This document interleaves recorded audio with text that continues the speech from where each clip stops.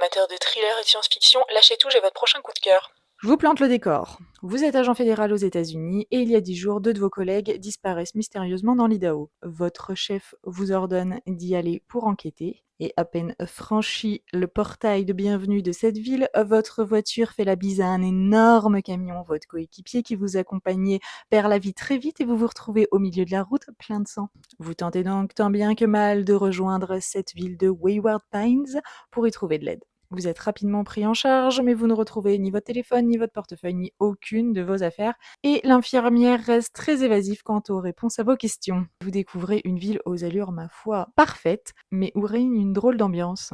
Je veux bien évidemment parler de Wayward Pine de Blake Crouch. Ça va aller très vite, ce livre, vous m'avez vu en parler plusieurs fois jusque-là. Je l'ai lu pour une première fois il y a 10 ans, mais je n'avais pas lu le tome final. Mais grâce à Totem, j'ai pu enfin redécouvrir toute cette histoire. Et mon Dieu, quel coup de cœur, mon Dieu!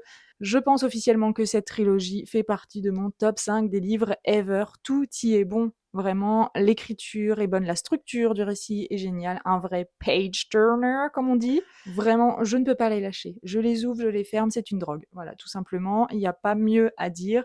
C'est incroyable. Il y a un détail qui me dérange dedans, c'est un triangle amoureux, mais très peu présent, alors on s'en fout.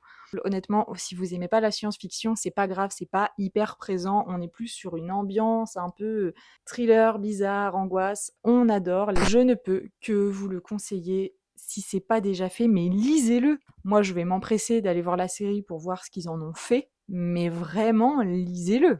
Je n'ai qu'une chose à dire finalement, qu'on m'efface la mémoire pour que je puisse redécouvrir ce chef-d'œuvre. L'avez-vous lu? Si ce n'est pas le cas, mais qu'est-ce que vous attendez en fait?